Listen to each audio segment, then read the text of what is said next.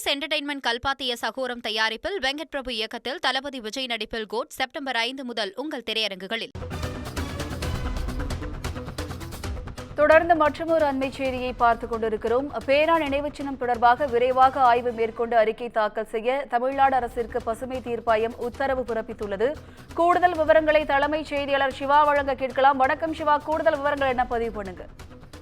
விடுத்த முன்னாள் முதலமைச்சர் கருணாநிதிக்கு பேனா நினைவு சின்னம் அமைக்க கடல் அரிப்பு உள்ளிட்ட சுற்றுச்சூழல் தாக்கம் குறித்து ஆய்வு செய்து அதன் அறிக்கையை தாக்கல் செய்ய நிபந்தனை விதிக்கப்பட்டிருந்த நிலையில இது போன்ற நிபந்தனை விதித்தால் அது எந்த அளவிற்கு வெளிப்படைத்தன்மையுடனும் நியாயமுடனும் நடைபெறும் என மத்திய அரசுக்கு தென்மண்டல பசுமை தீர்ப்பாயம் தற்போது ஒரு கேள்வியை எழுப்பியிருக்கிறது. அதோடு தமிழ்நாடு அரசும் ஒரு உத்தரவை பிறப்பித்திருக்கிறது. அந்த உத்தரவில் பேனா நினைவு சின்னம் திட்டத்திற்கு அனுமதி கொடுக்கும் போது நிபந்தனையாக விதிக்கப்பட்ட ஆய்வினை விரைந்து மேற்கொண்டு அதன் அறிக்கையை தாக்கல் செய்ய வேண்டும் என்று தமிழ்நாடு அரசுக்கு பசுமை தீர்ப்பாயம் உத்தரவு பிறப்பித்திருக்கிறது.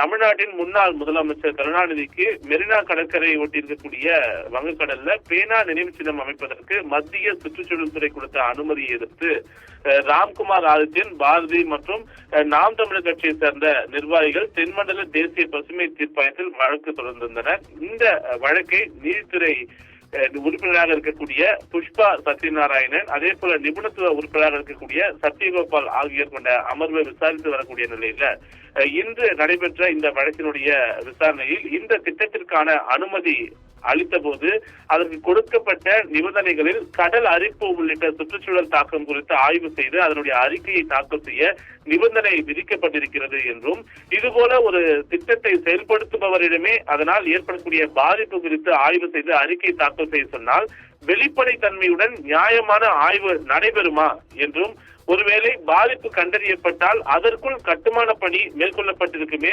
அப்போது என்ன செய்வீர்கள் என்றும் மத்திய அரசுக்கு நீதித்துறை உறுப்பினர் கேள்வி எழுப்பியிருக்கிறார். அது மட்டுமல்லாமல் இனி ஒரு திட்டத்திற்கு ஆய்வு மேற்கொள்ள வேண்டியிருந்தால் அதனை மத்திய சுற்றுச்சூழல் துறையை மேற்கொண்டு அதற்கான செலவினை திட்டத்திற்கு விண்ணப்பிப்பவர்களிடமிருந்து வசூலித்துக் கொள்ள வேண்டும் என்றும் அறிவுறுத்தப்பட்டிருக்கிறது. அதோடு மட்டுமல்லாமல் தமிழ்நாடு அரசு இந்த திட்டத்திற்கு அனுமதி கொடுக்கும் போது நிபந்தனையாக வழங்கப்பட்ட ஆய்வினை விரைந்து மேற்கொண்டு அதன் அறிக்கையை தாக்கல் செய்ய வேண்டும் என்று தமிழ்நாடு அரசுக்கு உத்தரவிட்டு இந்த வழக்கினுடைய விசாரணையை அக்டோபர் 23ஆம் தேதிக்கு தள்ளி வைத்திருக்கிறார்கள். விடிதா, கூடுதல் விவரங்களுக்கு நன்றி சிவா.